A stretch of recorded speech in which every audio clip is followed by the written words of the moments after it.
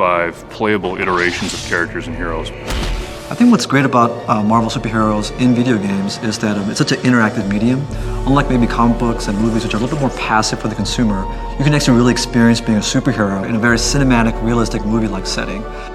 It's being able to do the impossible. Now you're able to see it and hear it, you know, and control it. I think it just goes back to people love these heroes. They love the history behind them. They love what they stand for. They love how they play out both in films and interactive.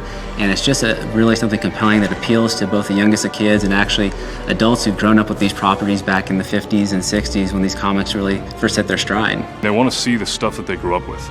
You know, they're coming to us and they're saying, look guys, we know the heroes. Don't mess it up.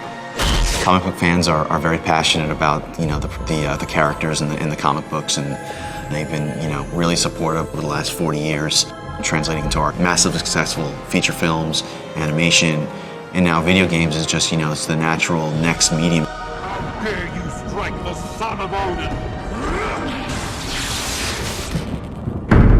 Given the scope of this game, we needed the collaboration of a lot of people. So all of us kind of huddled, both as a group and individually, on what we wanted to do with this kind of new action RPG license. Knowing the fact that this was going to be the biggest, most epic superhero Marvel game ever, with all the characters we had access to. We needed Marvel's input, we needed our internal design input, we needed our external developer input, we needed the marketing input.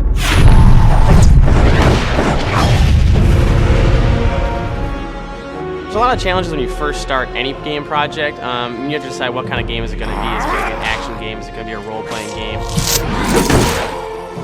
Working on any licensed game, you want to make sure you have a certain amount of integrity with the characters, with the environment it's in, and certainly Marvel's no different. The story came as a result of the concept of the game.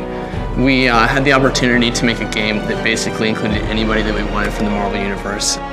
Marvel's done a great job with us in terms of just opening the vault of all the different superheroes, so we can bring in over 140 to a game never been done before. Not on my watch. I think that the coolest part about these characters from a fan perspective is how much depth there is in all of their personalities and their different likenesses. We worked really closely with C.B. Cebulski from Marvel and also the writers at Raven to kind of incorporate all of the over 140 characters in the game, the 20 playable. And the result is that Dr. Doom has basically risen to power and reassembled the Masters of Evil. For people that aren't quite aware of what that means, it's this epic lineup of villains. And the premise of the game basically is you can take the giant roster of characters, team them up your own way, create your own custom Marvel team from maybe your favorite characters from either movies or comic books, whatever, and basically confront Doom and all the villains that he's going along with and effectively determine the fate of the Marvel Universe.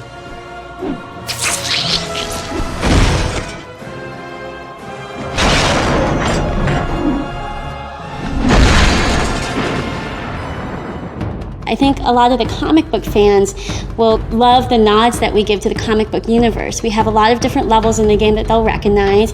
You might find yourself underwater in Namor's hometown of Atlantis, and then all of a sudden you're in Thor's homeworld and different places like Asgard.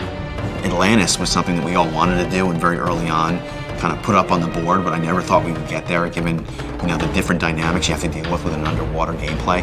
But Raven did it, and did it, you know, such a fantastic job, both gameplay-wise, physics-wise, visually. It's really stunning. We all know these comic book characters have had different incarnations throughout the years. Some people prefer the old 60s and 70s classic look. There's some new updated stuff.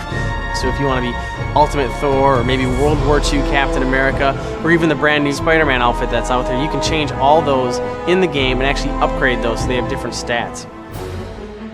You're going to be able to mix and match whatever team you like, or if there's a certain 4 guys or girls that you like that you want to play the whole way through, you can do that. Of course, the huge difference is the graphics when it comes to next generation. The added bonus being that with the next generation hardware, we have all sorts of new technical features and looks and lighting and special effects that make it that much more engrossing of an experience.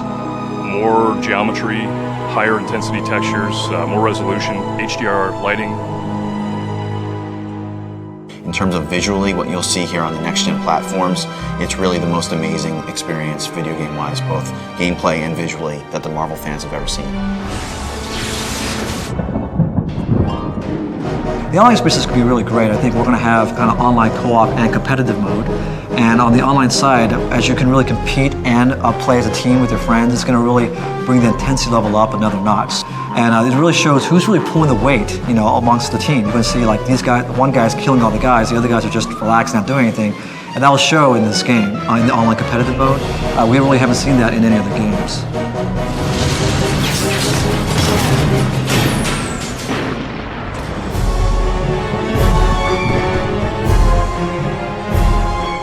The mass gamer, the hardcore gamer, they're all going to find something really appealing. I can truly say, in my heart of hearts, that I think that this is the best Marvel game ever.